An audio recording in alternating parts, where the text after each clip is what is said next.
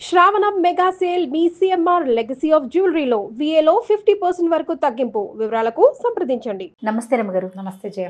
రమగారు, మనం నవలల్ని తీసుకొని ఆ నవల యొక్క ఇతివృత్తం మొత్తం బ్రీఫ్గా మనం ఒక స్టోరీ రూపంలో చెప్పుకుంటున్నాం. మరి ఈరోజు ఏం చెప్తున్నారు? సంక్షిప్త శబ్ద చిత్రం లాగా అంతే. చిన్నప్పుడు రేడియోలో వచ్చేది, సినిమా అంతా బ్రీఫ్గా చెప్పేయటం, కొన్ని కొన్ని ఇంపార్టెంట్ డైలాగులు అవి. తర్వాత సినిమా కథని బ్రీఫ్గా పత్రికలో కూడా వేసేవాళ్ళు, అలాంటివి ఉండేవి. ఇది బాగుంది, నాకు సినాప్సిస్ చెప్పడం, కథలో సారాంశం చెప్తామన్నమాట. బాగుంది. ఎద్దనపూడి సులోచనారాయణ గారిది ఆరాధన. నేను మొన్నే చెప్పాను ఈ మాట. అవునవును. అయితే ఇది నేను మాదిరెడ్డి గారిదే ఎద్దనపూడి గారిది కొంచెం కన్ఫ్యూజ్ అయ్యా. యాక్చువల్గా నేను మొదట చదివిన నావెల్స్లో ఫస్ట్ సెట్లో ఆరాధన కూడా ఉంది. చిన్న ఎంఎస్కో వాళ్ళ చిన్న బుక్ ఉండేది మా ఇంట్లో. ఒక అమ్మాయి ఏడుస్తున్నట్టుగా ఉండే పిక్చర్ ఉంటుంది, అమ్మాయి కంటి నీరు పడుతున్నట్టుగా అన్నమాట. భలే కదిలించే కథ. చెప్పలేకపోవటం, మూగవాళ్ల వేదన ఎలా ఉంటుందో చాలా బాగుంటుంది కథ. భాష కూడా చాలా బాగుంటుంది. సులోచనారాయణ గారి కథనం అసలు చెప్పడానికి వీల్లేదు, అనితర సాధ్యం.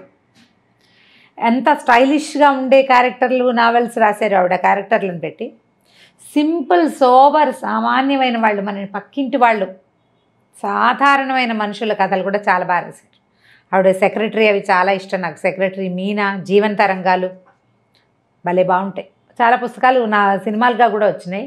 ఈ ఆరాధనని సినిమా తీసుంటారని, సీరియల్ తీసుంటారని నేను అనుకోను. ఎందుకంటే ఆరాధనలో హీరోయిన్కి మాటలు లేవు. ఓహో.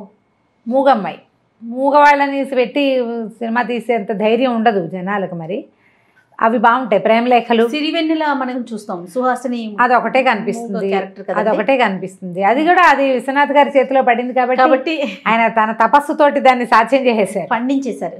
అంతే. అవును, అందరి వల్ల కాదు. బాగుంటుంది ఆరాధన కదా. అలాగే స్టార్ట్ చేద్దాం. అనంత్ అని ఒక సివిల్ ఇంజనీర్ అబ్బాయి. అతని తల్లి, ఇద్దరు పిల్లలు ఉంటారు. ఆవిడ పెద్ద కోడలు చనిపోయాక ఓ రెండేడు సంవత్సరాలు అయ్యాక అతనికి మళ్ళీ పెళ్లి చేయాలని సంకల్పిస్తారు. బాగా ఆలోచించి ఒక మూగ అమ్మాయిని పెళ్లి సంబంధం కుదురుస్తారు. అమ్మ నాన్న లేని అమ్మాయి తన పింతల్లి పంచర చేరి ఉంటుంది. అట్లా ఎవరు లేని, దిక్కులేని పిల్లలు, నోట్లో నాలుక లేని వాళ్ళు కనబడితే ఊళ్ళల్లో వాడేసేవాళ్ళు పాతకాలంలో. ఇప్పుడు కొంచెం జనాల్లోకి తెలివితేటలు వచ్చినాయి. కానీ ఆ అమ్మాయికి ఊరుమ్మడి సొత్తు, అందరిళ్లలో పనిచేసి పెట్టడం, మంచి పనిమంతురాలు. చిన్నది ఒక 20 ఏళ్ళ అమ్మాయి. అయితే ఆ పింతల్లికి ఒక 1000 రూపాయలు ఆశపెట్టి ఈవిడ ఈ అమ్మాయిని తన కొడుక్కి చేసుకుంటుంది. అది బాగా బతిమలాడుతుంది. అతను ఒప్పుకోడు కానీ బలవంతంగా ఒప్పిస్తుంది. అంతర్వాహినిలాగా కలిసిపోతుంది. ఆ పిల్ల మూగది, ఏమి భావాలు ఏమి ఉండవు. అక్కడ పింతల్లి పంచని చేరి బతుకుతుంది. హాయిగా ఇల్లు వాకిలి ఏర్పడితే తనదంటూ ఓ సంసారం ఉంటే ఇల్లు దిద్దుకుంటుంది. పల్లెటూరులో పిల్ల, పని పాట వచ్చిన పిల్లని చూసి ఆవిడ నిర్ధారించుకుని ఆ అమ్మాయిని పెళ్లి చేస్తుంది. అనంతకి చేసేస్తే ఊళ్ళో వాళ్ళంతా ఏమనుకుంటారంటే ఏదో ముస్లిం ఉతక ఏదో రెండో పెళ్లి వాడికి ఇస్తుంటే రెండో పెళ్లి వాడంటే ఎవరో అనుకుంటారు. ఈ పిల్ల సామాన్యంగా చామన్చాయిగా సామాన్యమైన పర్సనాలిటీ, కాస్త ఒత్తైన జడ తప్పిస్తే ఏముండదు, మామూలు పిల్ల. అతను చాలా అందమైన వాడు, తెల్లగా పొడుగ్గా మంచి స్ఫురద్రూపి అయిన వాడు. ఇద్దరు పిల్లలు. అందరు ఆశ్చర్యపోతారు, ఇది మూగ పిల్లకి భలే అదృష్టం పట్టింది అని. తీరా సరే మీరెవరు రావక్కర్లేదు, దూరభారం పట్నం కదా అని చెప్పి అమ్మాయిని తనతో పాటు తీసుకెళ్ళిపోతుంది ఆవిడ. ఇంటికి వెళ్ళాక ఒక 5-6 ఏళ్ల పిల్ల, ఒక 3-4 ఏళ్ల పిల్లాడు. ఈ పిల్లలు, ఈ అమ్మాయి మంచి పనిమంతురాలు కదా, పల్లెటూళ్ళల్లో పనిచేసిన వాళ్ళకి పట్టణాల్లో చిన్న ఇళ్లలో పనులకు ఏం లెక్క ఉంటాయి. మెల్లిగా అత్తగారింటో అలవాటు పడుతుంది. అతనేమి అమ్మాయి ఇంట్లో ఒక పని మనిషి కింద ఉంటుంది అంతే. అతని అమ్మాయితో ఏమి మాట్లాడు, పిలవడు, చేయడు, ఏమీ ఉండదు. అంటే ముట్టనట్టు ఉంటాడు, తన దారిని తను ఉంటాడు. ఈ పిల్ల ఇంకా మెల్లిగా ఇంట్లో స్థిరపడుతుంది. భర్తని చూడడానికి, మరి భర్త అనేసరికి ఒక ఫీలింగ్స్ ఉంటాయి కదా. మనిషి ఏమో చాలా అందమైన వాడు అతను. కొద్ది రోజులు అట్లా గడుస్తుంటే ఒకరోజు ఎవరో చుట్టాలు వస్తున్నారని అన్ని పలహారాలు అవి చేయిస్తుంది కోడలతో అత్తగారు. ఇంట్లో పని మనిషి మానేస్తుంది. ఆ పనులన్నీ కూడా ఈ అమ్మాయి మీద పడితే తన ఇల్లు, తన భర్త, తన పిల్లలు, తన అత్తగారు అనుకుంటుంది. ఎవరో చుట్టాలు వస్తున్నారని, వాళ్ళు వచ్చాక నీకు చాలా విషయాలు తెలుస్తాయని మొత్తం జరిగిందంతా చెప్తుందనమాట. తనకి తండ్రి లేడు ఈ అనంత్కి చిన్నప్పుడే. లేకపోతే సరే ఆవిడే ఊళ్ళో ఏదో చిన్న పొలం అవి ఉన్నాయి, హైదరాబాద్ వచ్చి ఆవిడ పిల్లల్ని ఇంజనీరింగ్ చదివించుకుని చాలా బాగా చదువుకున్నాడు, సివిల్ ఇంజనీర్ అతను. సరే ఏవో చిన్న పనులు చేస్తున్నాడు. ఆడపడుచులు 2 ఉన్నారు ఈవిడికి. వాళ్ళల్లో ఒకళ్ళ పిల్లని ఇచ్చి చేసుకోవాలని వాళ్ళు అడిగారు.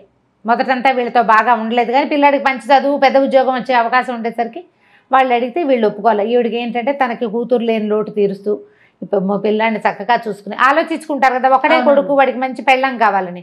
వాళ్ళు ఎవ్వరూ తన కొడుక్కి సరిపోయే పిల్లలుగా తోచరు. ఇతను ఏం చెప్తాడంటే, నేను పిల్లని ప్రేమించాను, సుధా అంటే అత్త కూతురు, ఏ అత్త కూతురుని చేసుకోమంటారో దాని ఫ్రెండ్, చాలా బాగుంటుందని చెప్పాడు. మనమే వెళ్ళి వాళ్ళ ఇంటికి వెళ్ళి పిల్లని అడగాలమ్మా అన్నాడు. ఇప్పుడు ఆశ్చర్యపోతుంది, మనం వెళ్ళి అడగటం ఏమిట్రా, బలవంతంగా ఒప్పిస్తాడు.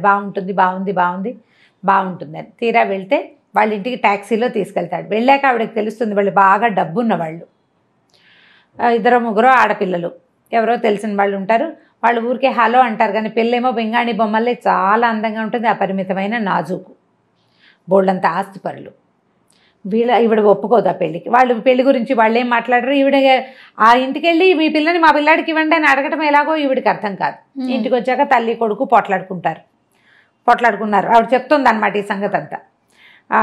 తను చక్కగా కలిసిపోతుంది. నాకు ఎంతో ఇష్టం, ఆ రాధ అంటే పంచప్రాణాలు ఈ అనంత్కి. ఈవిడేమో అసలు ఆ పిల్లని పెళ్ళంగా ఉంచుకోవాలంటే నువ్వు ఎన్ని చెయ్యాలో తెలుసా, ఎన్ని పద్ధతులు మార్చుకోవాలంటే. వాళ్ళు కూడా పేదవాళ్ళేనమ్మా, మనలాంటి వాళ్ళే. క్రమంగా సంపాదించాడు ఆయన, పిత్రార్జితం కాదది. నేను కూడా అలాగే సంపాదిస్తాను, ఇంజనీరింగ్ చదివి నేను సంపాదించలేనా అంటాడు. రోజులు గడుస్తాయి. ఒకరోజు సాయంకాలం ఆ రాధని వెంట పెట్టుకుని పెళ్లి చేసుకుని తీసుకొచ్చేస్తాడు. ఓహో. తీసుకొచ్చాక ఆవిడకి తెలుస్తుంది ఆ అమ్మాయి ఒట్టి మనిషి కాదు. ఇక తొందరపడి పెళ్లి చేసేసుకున్నాడు. ఆ వచ్చిన రోజు నుంచి తప్ప మరుసటి రోజు నుంచి వీళ్ళ జీవితాల్లో సుఖం లేదు. ఇంకా మర్నాడు వాళ్ళ అమ్మ నాన్న వచ్చారు, తిట్టిపోసారు, నానా గోలా చేశారు. తర్వాత కొంచెం మెల్లిగా నెలలు వచ్చినాయి. దాని ఫ్రెండ్స్ వచ్చేవాళ్ళు. వీళ్ళు మా అమ్మాయి ఖరీదైన ఇళ్లలో ఉన్న అమ్మాయి, ఇంత చిన్న ఇల్లు ఇరుగ్గా ఉంది, పరిసరాలు బాగుండలేదు అంటే ఊళ్ళో ఉన్న ఇల్లు పొలం అన్నీ అమ్మేద్దామని తల్లిని బలవంత పెట్టాడు. ఊళ్ళో పొలాలు అమ్మేశారు. ఇళ్ళ స్థలం ఎంత కష్టపడి ఎన్నేళ్ళో దాచి పెట్టుకున్న స్థలాలు మరి ఇంకేం చేస్తుంది. ఈవిడ ఒకడే కొడుకు, 40,000 ఎంతో మొత్తానికి అమ్మేసి ఇక్కడ ఇల్లు అద్దెకి తీసుకుంటాడు, అన్నీ ఏర్పరుస్తాడు, కులాసాగా ఉంటారు. మరి పెద్ద పిల్లకి ఏడాది వస్తుంది, మొదట ఒక పాప పుట్టింది. ఆవిడ వాళ్ళ అమ్మ నాన్న బాగా రాకపోక చేసి పిల్లని తమకు ఇచ్చేయమంటారు. ఈ అమ్మాయి కూడా పంపుదామనుకుంటుంది కానీ అతను ఒప్పుకోడు. నాకు తోబుట్టులు లేరు, ఎవరు లేరు, నేను ఒంటరిగా పెరిగాను, నా పిల్లలు నాతోటే ఉండాలంటాడు. ఈ పిల్ల కొంచెం ఏడాది నిండేసరికల్లా మళ్ళీ నెల తప్పుతుంది అమ్మాయికి. ఈసారి ప్రెగ్నెన్సీ కొంచెం కాస్త 2 నెలలు గడిచేసరికల్లా ఇల్లు జప్తు అయిపోతుంది. తల్లి పోట్లాడుతుంది, ఇంత డబ్బు పట్టుకొచ్చావు కదా, అంతా ఏం చేశాడో మరి వాడుతున్నాం కదా, జల్సాలకి వాడేసుకున్నారు డబ్బంతా. ఇక లబోదిబో. అక్కడి నుంచి ఏం చేస్తారు, వెంటనే ఇల్లు మారిపోయారు, చిన్న ఇంట్లోకి వెళ్ళారు. పిల్లకి కడుపుతో ఉన్న పిల్లకి మందు మాకు కూడా లేని స్థితి వచ్చేసింది. అతనికి ఉద్యోగం రాలా. ఆ ఊరి నుంచి తెచ్చిన డబ్బుతో ఇల్లు అవి కొనేసి అది చేసి ఖర్చు పెట్టేశాడు, ఎంజాయ్ చేసేసాడు. ఈ పిల్ల అతనికి ఏంటంటే ఆ భార్య అమిత వ్యామోహం అమ్మాయి అంటే, దాన్ని సంతోషంగా ఉంచడమే కావాలంతే. సరే తీరా డెలివరీ అయ్యే టైంకి వాళ్ళ అమ్మా నాన్న వచ్చారు కానీ వాళ్ళేమీ వీళ్ళతో సరిగ్గా లేరు. ఇంత చిన్న ఇంట్లో ఉంటున్నారని ఏదో అంటారు. అమ్మాయి దిగులుగా ఉంటుంది. పిల్లాడు పుట్టాక మా అమ్మ వాళ్ళ ఇంటికి వెళ్తానంటుంది, బెంగ పెట్టుకుంటుందని పంపిస్తారు.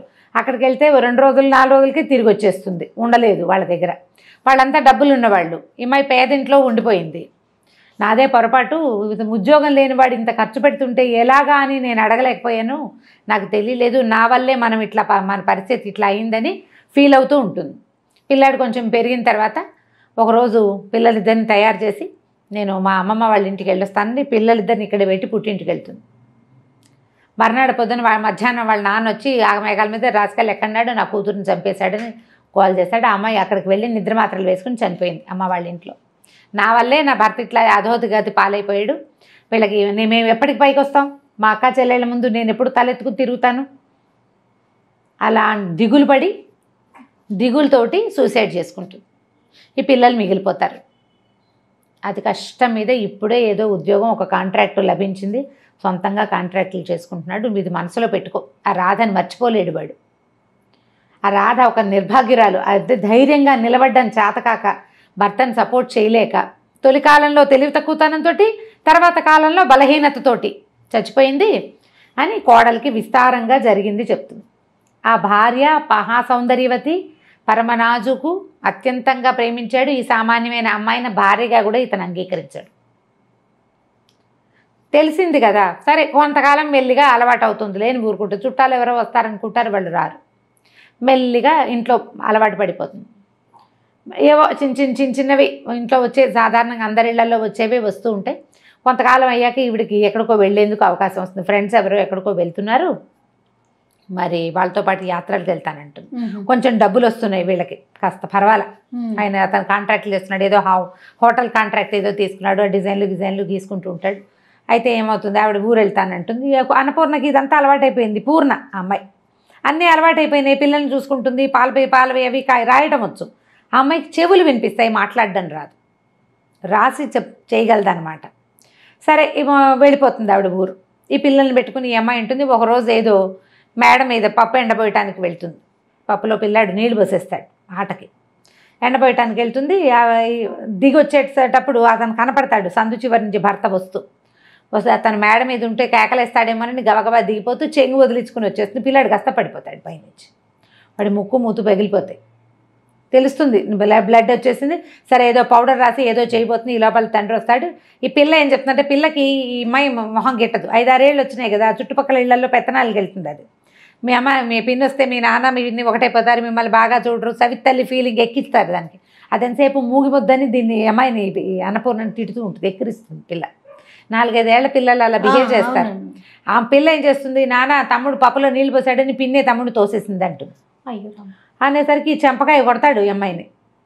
అసలు పిల్లల కోసమే కదా నువ్వు వచ్చావు, వీళ్ళు లేకపోతే నీ మొహం చూడాల్సిన అవసరం కూడా ఉండేది కాదు నాకు అని చెప్పి ఈ పిల్లాడినేమో హాస్పిటల్కి తీసుకెళ్తాడు. ఆ రాత్రంతా భారంగా గడుస్తుంది. మర్నాడు పొద్దున పిల్లాడు మాటలు వచ్చేసిన పిల్లవాడే కదా, వాడు పిన్ని నన్నేం తొయ్యలేదు, నేనే పడిపోయాను చెప్తాడు. ఆ పిన్ని దిగేశాక నేను పడ్డానని చెప్తాడు. పిన్ని అక్కడ లేదా, దిగేసింది, అయినా పిన్ని నన్ను కొట్టదు, పిన్ని మంచిది. అక్కే ఎంతసేపు పిన్నితో ఎక్కిరిస్తుంది, పిన్నితో సరిగ్గా మాట్లాడుతూ అడుగుతాడు కూతుర్ని, అలా ఎందుకు చెప్పావు నువ్వని. ఏమో నాకేం తెలుసు, పప్పులో నీళ్ళు పోసాడు, నేను కేకలేశాను, ఆవిడేం అనలేదు, మూగిది కదా అదేం అందు, పైనుంచి వచ్చింది, వెనకాల వాడు పడ్డాడు, పిన్ని తోసేసింది అనుకున్నా కోపంతో అని చెప్పేస్తుంది. ఇక ఈ భార్యని పాపం అతనికి ఏం చేయాలో తెలీదు, దీనికి మాటలు రావు. ఒకవేళ నేను కాదు అవును అని చెప్పడానికి కూడా అమ్మాయికి చేత కాదు. సరే ఇంకా భార్యను కన్సోల్ చేసి దగ్గరికి తీసుకుంటాడు. మెల్లిగా ఆ అమ్మాయితోటి ఉండటానికి అలవాటు పడిపోతాడు. అమ్మాయి ఎక్స్ప్లాయిట్ చేయడం చేత కాదు, తనకి క్లోజ్గా ఉంటుంది అంతే. ఆ ఊరు నుంచి వచ్చిన తర్వాత అత్తగారికి తెలుస్తుంది వీళ్ళిద్దరూ బాగా క్లోజ్ అయ్యారు, అతను మామూలుగా ఉంటున్నాడు ఈ అమ్మాయితోటి అని. కొద్ది రోజులు గడిచాక ఈ అమ్మాయి ప్రెగ్నెంట్ అవుతుంది. అయ్యేసరికల్లా ప్రెగ్నెన్సీ పనికి రాదనుకుంటారు వీళ్ళకి అన్ని పనులు చేసేయాలి, ఇల్లంతా ఏర్పాటు చేసేయాలి, మంత్రదండ ఉన్నట్టుగా ప్రవర్తించాలి. కానీ వాళ్ళకి హక్కులు ఉండకూడదనే ఒక ధోరణి. ఎవరికి కొడుక్కి కొంచెం ఉంటుంది, అత్తగారికి ఎక్కువ ఉంటుంది. భయాలు వస్తాయి రకరకాలు. ఇప్పుడు ఏదో ఇంట్లో అన్నీ చూసుకుంటోంది, పిల్లలు పుడితే పిల్లల్ని సరిగ్గా చూడదేమో, ఆ భయం ఉంటుంది కదా. అక్కడి నుంచి ఏం చేస్తుంది అత్తగారు, వద్దు ప్రెగ్నెన్సీ, అతను కొంచెం ముందు వెనక ఆడతాడు, ఏమై కాదమ్మా డాక్టర్ దగ్గర తీసుకెళ్ళి నిర్ధారించుకుని ఒక ఇంజక్షన్తో సరిపెడతామని చెప్పి ఈ అమ్మాయికేమో అదంతా అర్థమైపోతుంది. ఆ పిల్ల పొట్టలో ఉన్న పిల్లే నాది, అమ్మా నాన్న లేరు, భర్త బాగున్నప్పుడు బాగుంటాడు, లేనప్పుడు లేదు. ఆ పిల్లలు ఎప్పుడు పరాయి పిల్లలే, తను ఎంత బాగా చూసినా కూడా. తన పొట్టలో ఉన్న శిశువు తనది, ఆ బేబీని ఉంచుకోవాలనుకుంటుంది. ఇంజక్షన్ చేయించడానికి ఆ డాక్టర్ దగ్గర తీసుకెళ్తాడు, ఇంగ్లీష్లో మాట్లాడతాడు. అంతా అయ్యాక అమ్మాయి ప్రిస్క్రిప్షన్ ప్యాడ్ మీద వద్దు నాకు ఇంజక్షన్ చేయదు, నాకు ఈ పిల్ల కావాలని రాసేస్తుంది. డాక్టర్ ఏమో అది చూసి అతను చెడమడా కేకలేస్తుంది. తెలియకుండా చేస్తే ఎలాగండి, నేను అట్లా చేయను, ఇది ఇల్లీగలు అని చెప్పేసి ఇంటికి తీసుకొచ్చి చెడమడా కేకలేస్తాడు, బాగా కేకలేస్తాడు. నువ్వు వెధవం చేస్తావు, ఇక్కడే చెప్పచ్చు కదా ఆ మాట అంటాడు.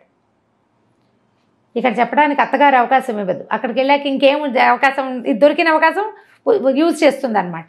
దాంతో అతను ఏం చేస్తాడు, ఇక భార్యతో మాట్లాడడం మానేస్తాడు. అత్తగారు అసంబద్ధంగా ఎవడైనా సరిగ్గా ఉండదు. కొంచెం నెలలు వస్తాయి, 4-5 నెలలు అయితే ఏమవుతుంది, అతను ఏదో హోటల్ కట్టే ప్లాన్ వేస్తున్నాడు కదా, ఆ హోటల్ అంతా రెడీ అయ్యాక భార్యని పిల్లల్ని అందరిని తీసుకెళ్తాడు చూపించడానికి, తల్లిని అందరిని తీసుకెళ్ళేసరికి అలా పైకి వెళ్ళాక ఈ అమ్మాయి కనిపిస్తుంది. వాళ్ళంతా సంతోషంగా ఉన్నారు. నేనే ఏమిటో పరాయి దాన్ని, ఈ పిల్ల మీద వ్యామోహం ఏమిటి నాకు, వీళ్ళకి నేను ఎలాగో పనికిరాను. ఎందుకంటే అతను మాట్లాడలేదు, అమ్మాయి సామాన్యంగా సింపుల్గా ఉంటుంది, అతను మనిషి బాగుంటాడు, పిల్లలు అందంగా ఉంటారు, అత్తగారు తల్లి కొడుకు అతుక్కుని ఉంటారు వాళ్ళు. క్లోజ్ ఎక్కువ తల్లితోటి ముందు నుంచి కూడా. ఒక తన మీద తనకే ఒక రకమైన ఇష్టం వస్తుందన్నమాట. ఈ కడుపులో ఉన్న శిశువు మీద కూడా ఆకర్షణ పోతుంది. అంతకుముందంతా పిల్ల నాకు కావాలనుకుంటుంది కదా, ఏం చేస్తుందంటే ఇక్కడి నుంచి దూకేయాలనుకుంటుంది. మెట్లు లేని వైపుకి కాలు వేసి దిగిపోతుంది, పడిపోతుంది. పడిపోయేసరికి ప్రెగ్నెన్సీ పోతుంది. అత్తగారు అయ్యో అదేమిటి అమ్మ కాలు చెయ్యి విరిగితే ఎంత పని అయ్యేది అంటుంది. వీళ్ళకి కావాల్సింది అదే కదా. ఇప్పుడు తీగానే మాట్లాడతారు. వీళ్ళు ఈ పిల్లని లేకుండా చేయాలనే కదా చూశారు. సరే బాగా సారీ చెప్తాడు. మెల్లిగా కొన్నాళ్ళకి మళ్ళీ లైన్లో పడుతుంది, అంతా నార్మల్గా ఉంటుంది. ఇతనికి కొత్త కొత్త పనులు వస్తాయి, పరిచయాలు పెరుగుతాయి, పెద్ద ఇల్లు తీసుకుంటారు, వాళ్ళంతమంది వస్తూ ఉంటారు. క్రమంగా ఈ అమ్మాయికి ఇతనితో క్లోజ్గా ఉండాలనే ఫీలింగ్ కూడా.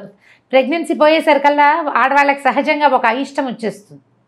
అంతకుముందు భర్త అంటే చాలా ప్రీతి అవన్నీ ఉంటాయి, పాపం సహజంగా ఉండేదే కదా.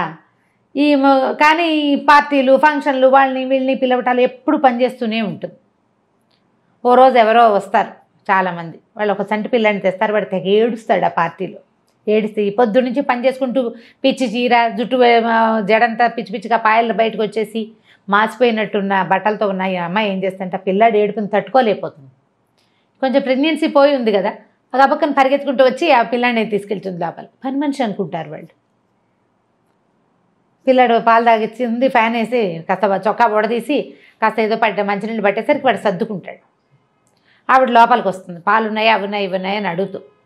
తీరా అతను ఆవిడ చెప్తున్నాను మీరు ఇంకా పెళ్లి చేసుకోవచ్చు, అదేంటి పెళ్ళి ఎందుకంటే ఇదిగో నా వైఫ్ ఈవిడే అంటే ఆశ్చర్యపోతుంది ఆవిడ. అమ్మాయి తను మూగది, మాట్లాడలేదు, బయటికి రాదు, పని చేస్తుంది ఎక్కువగా అని చెప్తాడు. వాళ్ళు ఆశ్చర్యపోతారు. అప్పటి నుంచి ఇతనికి ఏమనిపిస్తుందంటే వైఫ్ని అన్ని చోట్లకి తిప్పాలి, ఈ అమ్మాయిని ఇట్లా మూల ఉంచకూడదు అనిపిస్తుంది. వెనకాలకు తిప్పుకుంటాడు, భార్యను బాగా దగ్గర తీసుకుంటాడు. అత్తగారికి నచ్చదు. దీనికి ఎందుకురా మూగిది, అది ఇంట్లో ఉండేదానికే అంటుంది. అయినా అతను ఒప్పుకోడు. కాదమ్మా నేను అట్లా వదిలేను, తను వచ్చాకే నా జీవితం బాగుపడింది, ఇల్లు ఎప్పుడు శుభ్రంగా ఉంటుంది, పిల్లలు కడిగిన ముత్యాల్లా ఉంటారు, ఖర్చు రూపాయి ఎంత రూపాయి ఇస్తే అందులోనే ఖర్చు పెడుతుంది, ససేమిరా రూపాయి ఎక్స్ట్రా చేయదు, మంత్రదండం ఉన్నట్టుగా ప్రవర్తిస్తుంది, చేతిలో పని చేసుకుంటుంది. రాధతో నా జీవితం ఇలా కావాలనుకున్నా, కానీ రాధకి పని రాదు, పాట రాదు, ఏమీ రాదు, అందం తప్ప. నేను రాధని ప్రేమించాను కానీ నాకు కావాల్సింది ఇది జీవితం, ఇది ఈ అమ్మాయి దగ్గర ఉంది అని ఇంకా భార్యను తనతో పాటు తిప్పుకోవటం మొదలు పెడతాడు. కొద్ది రోజులు అయ్యాక ఎవరో ఒక పార్ట్నర్ కలుస్తారు. ఆ పార్ట్నర్ వాళ్ళ పిల్లలు బాగా తిరుగుతుంటారు. వాళ్ళకు సరోజని ఒక యంగ్స్టర్ పిల్ల ఒకటి ఉంటుంది, ఒక 20 ఏళ్ల పిల్ల. అది హ్యాండ్సమ్గా ఉన్న ఈయనకి అట్రాక్ట్ అవుతూ ఉంటుంది ఎంతసేపు. ఆనంద్కి ఇతను వెనకాల పడుతుంది, ఎంతసేపు అక్కడికి వెళ్దాం రా అని తీసుకెళ్తుంది. కొంచెం హ్యాండ్సమ్గా ఉన్న మగవాళ్ళు కనిపెట్టేసరికి పిల్లలకి అవకాశం ఉందనుకో, వీళ్ళు ఆటోమేటిక్గా కొంచెం అట్రాక్టివ్గా ప్రవర్తిస్తారు, ఫ్లర్టీగా ప్రవర్తిస్తుంది. ఈవిడికేమో ఆ పిల్ల వస్తే బాగుందనిపిస్తుంది అత్తగారికి. ఇప్పుడు నువ్వు నేను ఉంటామా, మన ఇల్లు ఎప్పుడూ నిశ్శబ్దంగా ఉంటుంది. పిల్లలిద్దరు, రెండో పిల్లాడు కూడా స్కూల్కి వెళ్ళిపోవటం మొదలు పెడతాడు. పని లేదు, పని వాళ్ళు ఉన్నారు ఇంట్లో. అత్తగారు రోజు సరోజన చేసుకుందాం వీడికి అని మొదలు పెడుతుంది. ఆ రోజుల్లో ఇలా ఉండేవి. ఇది ఎర్లీ 70s ఏమైనా రాశారా, లేట్ 70s రాశారనుకుంటా. మూడో పెళ్లి చేద్దామని ఉంటుంది. ఈ మూగ పిల్లని చేసుకుని ఏం చేస్తాడు, వాడు లక్షాధికారి అయ్యాడు, ఇప్పుడు సంపాదిస్తున్నాడు, సంఘంలో పరువు ప్రతిష్ట, నలుగురిలో బయటికి వెళ్ళాలి, ఎవరినైనా తీసుకెళ్ళాలి తనతో పాటు. ఈ పిల్లకి మాటామంతి రాదు, సామాన్యంగా ఉంటుంది. వాడు అందానికి తగిన పిల్ల కాదు. అనవసరంగా తొందరపడి ఈ పిల్లని చేసుకున్నానేమో అనిపిస్తుంది ఆవిడికి. ఆయన పిల్లల్ని పెంచి పెద్ద చేసింది, స్కూల్కి పంపుతుంది, చక్కదిద్దుతోంది, అవన్నీ వేరే, పనికిరాదు, అయినా పనికిరాదు.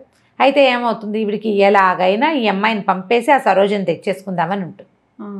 అయితే ఏమవుతుంది, ఇంతలో ఈ అమ్మాయికి ఊరి నుంచి ఉత్తరం వస్తుంది. వాళ్ళ బాబాయ్ రాస్తారు, పింతల్లికి అస్సలు ఒంట్లో బాగోలేదని అన్నపూర్ణని పంపించమంటే అమ్మాయి దొరికింది ఛాన్స్ అని ఈవిడేం చేస్తుంది, ఈ అమ్మాయిని ఊరెళ్ళమంటుంది. అప్పటికే చెప్తుంది సరోజని చేసుకుందాము వీడికి అని.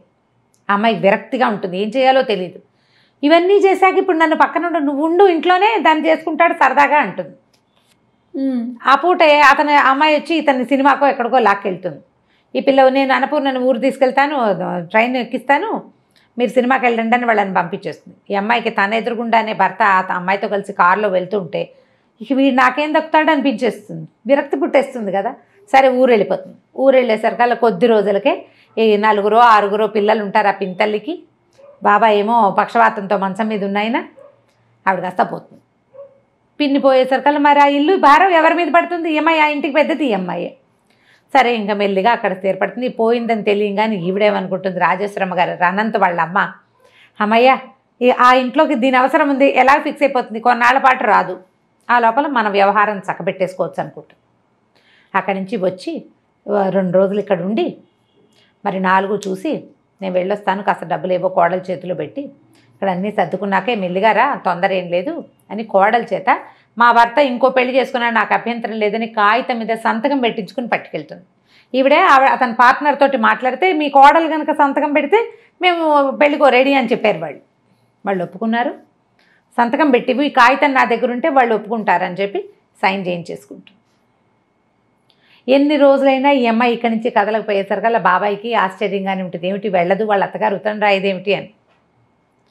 అయితే మెల్లిగా ఏం చేస్తుందంటే ఈ బాబాయ్ గారు మరి ఇంకేం చేస్తారు, ఇల్లు చూసుకోవాలిగా, ఆయన ఏమో ట్యూషన్లు చెప్పడం మొదలు పెడతాడు. ఈ అమ్మాయి ఏమో ఈ పిల్లలకి వెనకాల దొడ్డంతా బాగు చేసి కూరగాయలు వేయిస్తుంది, బట్టలు కుట్టించి నలుగురికి ఊళ్ళో. మరి వీళ్ళకి డబ్బులు ఎక్కడి నుంచి వస్తాయి పాపం, అంతకుముందు పిన్ని ఏదో చేసేది. మెల్లిగా పిల్లల్ని ఇల్లు సంసారం అక్కడ దిద్దింది కదా, ఇక్కడ కూడా దిద్దడం మొదలు పెడుతుంది. మొదలు పెట్టేసరికల్లా ఉత్తరం గిత్తరం ఏం రాదు. బాబాయ్ నిలదీసి అడుగుతాడు, ఏమిటమ్మా మీ ఆయన ఉత్తరం రాయలా, మా అత్తగారు ఉత్తరం రాయలేదంటే, బాబాయ్ ఇంక నేను వెళ్ళను, మా అత్తగారి ప్లాన్లో ఉంది, నా శక్తి ఉన్నంత వరకు నీ ఇల్లు కాపాడుతాను, నీతో పాటు నన్ను ఉండనివ్వని. ఆయన ఆశ్చర్యపోతాడు, ఏం చేయాలో అర్థం కాదు. ఊళ్ళో వాళ్ళకు కూడా అంతకుముందు చాలా అందమైన మొగుడు, మంచి ఇంజనీరు, అత్తగారు కూడా శుభ్రంగా ఉంది, అమ్మాయి వెళ్ళిపోతుంది అనుకుంటారు. వెళ్ళకపోయేసరికి వాళ్ళకి అనుమానంగానే ఉంటుంది, ఏమిట్రా వెళ్ళటం లేదు, వాళ్ళు ఉత్తరాలు రాయట్లేదు, ఉత్తరం వచ్చితే ఊళ్ళో తెలిసిపోతుంది పల్లెటూళ్ళలో. సరే సడన్గా ఒకరోజు ఇంకా అయిపోయి ఉంటుంది పెళ్ళి అనుకుంటుంది. ఆవిడ ఉత్తరం రాస్తుంది అత్తగారు ఒకసారి, వాళ్ళ మేనమావలతో మాట్లాడామని, సింపుల్గా ఇంట్లోనే పెళ్లి చేయదలుచుకున్నామని, అంతా అయ్యాక ఇక్కడంతా సర్దుబాటు అయ్యాక ఉత్తరం రాస్తాను, వీలు చూసుకుని వచ్చేద్దుగానే రాస్తుంది. కోడలను వదలదు ఆవిడ, ఈ పని చేయడానికి కావాలి కదా, ఆ ఇల్లు దిద్దడానికి ఈ అమ్మాయి కావాలి. ఆ అమ్మాయి సరదాగా చిన్నపిల్ల, దానికేమొచ్చు ఈ పనులన్నీ, ఇల్లు వాకిలి చూడడం అంటే చిన్నపిల్లల వల్ల కాదు కదా, గడిగట్టిన వాళ్ళు కావాలి. ఉత్తరం రాయిస్తానని రాస్తుంది. ఆ ఉత్తరం తీసి బాబాయ్ చేతులు పడుతుంది, ఇదిగో ఇది నా పరిస్థితి అని. ఇక మెల్లిగా ఊళ్ళో స్థిరపడుతుంది, బట్టలు కత్తిరించడాలు అవి ఇవి జాకెట్లు కుట్టడాలు, అమ్మాయికి వచ్చిన పనులు. మెల్లిగా దొడ్డి వాకిలి ఏర్పరిచి చిన్నపిల్లల్ని స్కూల్కి పంపించి పెద్ద పిల్లల్ని స్కూల్ పంపించి తనతో ఉంచుకొని వంట పని నేర్పించి ఏదో తంటాలు పడుతూ ఉంటుంది. సడన్గా ఓ రోజు టెలిగ్రామ్ వస్తుంది. ఆయన మా బాబాయ్ అంటాడు, పూర్ణ ఏమిటమ్మా అట్లా అన్నావు, మీ ఆయన నిన్ను పంపించమని ఉత్తరం టెలిగ్రామ్ పంపించాడమ్మా చూడు అంటే, ఈవిడేమనుకో అమ్మ ఏమనుకుంటుందంటే, వాళ్ళకి ఏవో పిల్లలకు ఒంట్లో బాగుండలేదని ఇచ్చాడు టెలిగ్రాము, చిన్నపిల్ల దానివల్ల కాదు, అత్తగారు పెద్దది ఆవిడ వల్ల కాదు, అందుకని నన్ను పిలుస్తున్నారు వీళ్ళు, నేను వెళ్ళినాను వేసుకుంటాను. 4 రోజుల తర్వాత ఉత్తరం వస్తుంది. ఈయనకే రాస్తాడు, రంగనాథం గారు నేను అనంతని మా అమ్మ తీర్థయాత్రలకు వెళ్ళింది, పిల్లలకి తీవ్రమైన అనారోగ్యం, బాబు దక్కేలాగా లేడు, పూర్ణను పంపించండి, నేను ఒక్కడినే చూసుకోలేకపోతున్నాను, నాకు చాలా పని ఒత్తిడి, పిల్లలకి జ్వరాలు అని రాసేసరికి ఇక ఆగలేకపోతుంది. ఆ పిల్లాడంటే చాలా ముద్దు, పెంచిన మమకారం ఉంటుంది కదా. సరే అక్కడి నుంచి ఈ అమ్మాయి వస్తుందని వాళ్ళకి తెలియదు కదా, ఇంటికి రైల్వే స్టేషన్కి దగ్గరే, స్టేషన్ నుంచి ఇంటికి వెళ్ళటం తెలుసు తనకి. స్టేషన్ నుంచి ఇంటికి వెళ్ళేసరికల్లా డాక్టరు భర్త ఎదురుపడతారు ఇంట్లో నుంచి వస్తూ. ఈ అమ్మాయిని చూస్తూనే ఆశ్చర్యపోతాడు, ఎవరొచ్చారు ఎలా వచ్చావు అంటే ఏం మాట్లాడదు. సరే అని దారిస్తాడు, లోపలికి వెళ్తుంది. ఇల్లు నేను వదిలేని పెట్టిన ఇల్లేనా ఇది అని ఆశ్చర్యపోతుంది. ఇల్లంతా మురికి కూపం, అత్తగారు ఇట్లా ఉన్న ఇల్లు ఎలా వదిలిపెట్టి వెళ్ళిపోయిందో అర్థం కాదు అమ్మాయికి. పిల్లలు మంచాల మీద ఉన్నారు, మంచాన్ని బంతిలా ఉండే పిల్లాడు బల్లిలాగా మంచానికి అతుక్కుపోయి కనిపిస్తాడు.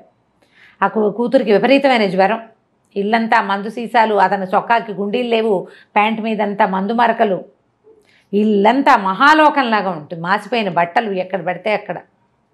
ఈయన టెన్షన్తో కాల్చేసిన సిగరెట్ పీకలు. ఏం చేస్తారు? అక్కడి నుంచి వచ్చాడు. వచ్చిన తర్వాత చూస్తే పిల్లకి బాగా సీరియస్ అయిపోతుంది. పిల్లవాడికి జ్వరం జారినప్పుడే పిల్లకి సీరియస్ అయిపోతుంది. ఏవో మందులు తీసుకొస్తాడు. ఏం చేస్తుంది, ఇంకా గబగబా కొంగు బిగించి మెల్లిగా ఓ పక్క నుంచి మొదలుపెట్టి ఇల్లంతా ఊడ్చి ఎత్తిపోసి చెత్తలని పిల్లల పక్కలు మార్చి తను తెచ్చుకున్న పెట్టెలోంచి పక్క దుప్పట్లేవి, ఉతికిన దుప్పట్లే లేవు ఆ ఇంట్లో. తను తీసుకొచ్చిన సూట్ కేసులోంచి తన చీరలే, ఇస్త్రీ పెట్టుకున్న చీరలన్నీ మడతలు విప్పి మంచం మీద వేసి పిల్లల్ని పడుకో. శుభ్రమైన పక్కన లేకపోతే జబ్బులు పెరిగిపోతాయి. ఆ ఇంట్లోకి రాగానే అతను కనిపిస్తుంది, అన్నపూర్ణ చేతిలో ఏదో మంత్రదండ ఉంది, ఇల్లంతా క్లీన్, గంటలో పక్కలు చూస్తే పడుకోవాలనిపిస్తుంది. ఎన్నిసార్లు అనుకుంటాడనమాట అతను, ఈ అమ్మాయి ఉండబట్టి నా జీవితం హాయిగా ఉంది అని. అది ఇప్పుడు అనిపిస్తుంది. సరే పిల్లవాడికి ఏదో ఎప్పటికీ ఎన్ని రోజులు తిండి పెడితే వాడు కోలుకుంటాడు. ఈ పిల్ల కాస్త బాగా దిగినాసి వెళ్ళిపోతుంది. ఒళ్ళు వెచ్చబడితే బతుకుతుంది, లేకపోతే లేదు. చల్లబడిపోయింది అనమాట శరీరం, వెళ్ళు ఇదంతా పోయింది. సరే అక్కడి నుంచి చూస్తూ ఉంటారు ఇద్దరు ఒంటి మీద చేసి ఒక తెల్లవారుజామున ఎప్పటికో మొత్తానికి దానికి పిల్ల కాస్త పొట్ట దగ్గర వెచ్చబడుతుంది. సరే అప్పుడు లేచి మళ్ళీ మందేసి డాక్టర్ని పిలుచుకొచ్చి ఏదో చేస్తే మొత్తానికి పిల్ల సేఫ్. అక్కడి నుంచి పెళ్ళాని దగ్గర కూర్చోబెట్టుకుంటాడు. నువ్వు ఎందుకు వెళ్ళిపోయావు? ఎవరికైనా మంచి వాళ్ళకి అన్యాయం చేస్తే అది మనకే కొడుతుంది. నేను నీకు చేసిన అన్యాయం, నీ గర్భంలో ఉన్న శిశువుని చంపేద్దామని ప్రయత్నం చేసి ఎంత పొరపాటు చేశానో. పిల్లాడికి అనారోగ్యం వచ్చి వాడు తలకిందులైపోయినప్పుడు నాకు నువ్వే గుర్తొచ్చావు. నీ పట్ల చాలా అనుచితంగా ప్రవర్తించాను నేను. మా అమ్మ ఏమో ఇప్పుడు కొత్తగా ఇంకోటి మొదలుపెట్టింది. ఆ సరోజని నన్ను పెళ్లి చేసుకోమంటుంది. నాకు అలాంటి పెళ్ళాం అక్కర్లేదు. రాధని నేను చాలా ప్రేమించాను, కానీ నాకు రాధతో నాకు కావాల్సిన జీవితం అయితే లభించలే.